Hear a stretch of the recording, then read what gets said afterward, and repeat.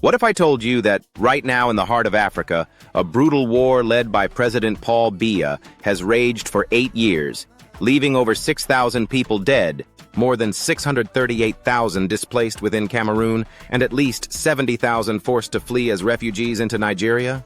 Yet the world remains almost completely silent. Before we dive into this overlooked crisis, I want you to pause and ask yourself, have you ever even heard about the Ambazonian conflict before this moment? If you're willing, let us know in the comments below. Your voice, your awareness can help change the narrative. The war in Cameroon's Anglophone regions, also known as Ambazonia, is one of Africa's most devastating and ignored conflicts. According to recent reports by Human Rights Watch, the United Nations, and numerous on-the-ground organizations, the crisis has turned vibrant communities into ghost towns. What began in 2016 as peaceful protests against decades of systematic marginalization quickly escalated into violence when Biya's government responded not with dialogue, but with military force. English-speaking Cameroonians, who make up about 20% of the country's population, have seen their legal and educational systems eroded, their voices silenced, and their rights trampled for decades. In 1961, when British Southern Cameroons agreed to join French Cameroon in a federation, there was a promise of equality. Over time, that promise was shattered. Paul Biya, now 91 and one of Africa's longest-serving rulers, has led Cameroon for over 42 years. Under his regime, Anglophones were forced to use French in schools, courts, and government offices. When lawyers and teachers finally protested these injustices, they were met with bullets instead of dialogue. The violence spiraled. Today, entire villages have been destroyed or abandoned. Markets that once buzzed with life are empty.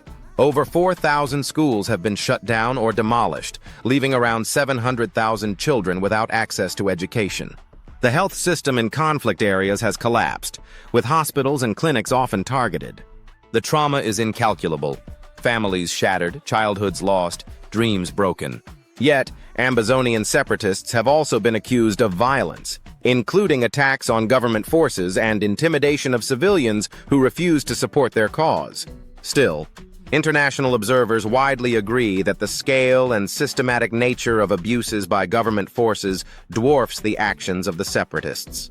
The human toll is impossible to ignore. In neighboring Nigeria, thousands of refugees now live in overcrowded camps, struggling for food, water, and basic health care.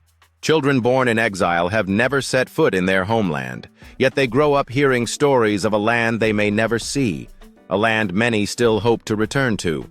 I want to pause for a moment. How many of you knew about this refugee crisis before? If this is your first time learning about Ambazonian refugees, let me know in the comments. Your feedback helps shine a light on stories that need to be told. So why is the world so quiet? The answer lies in a complex web of geopolitics and economic interests. France, the former colonial power, continues to wield significant influence in Cameroon. The country's wealth, oil, timber, minerals, feeds the interests of powerful nations who turn a blind eye so long as business is not disrupted.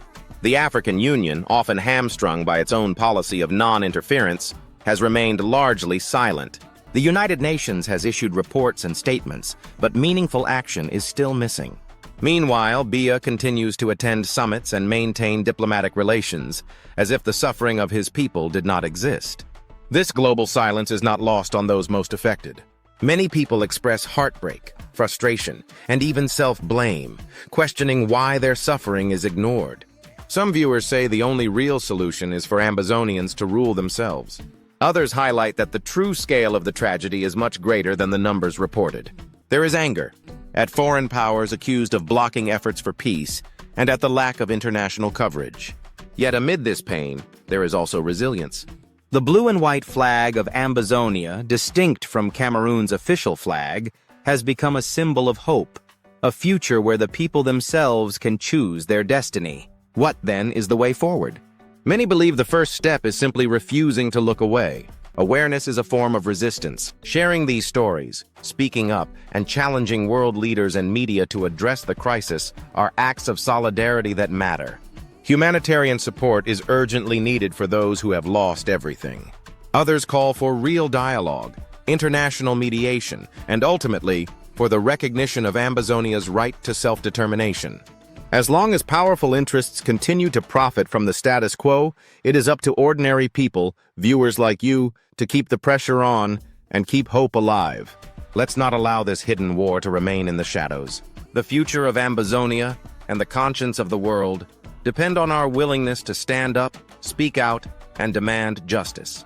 If you found this story enlightening, please subscribe and share the video. Do you believe the world will finally listen to Ambazonia's cry for justice? Let me know in the comments below. Your voice matters, and together, we can make a difference. Thank you for watching The African Reset. Don't forget to join the conversation. How can the international community best support Ambazonia's path to peace and justice? Share your ideas, and let's keep raising awareness until every voice is heard.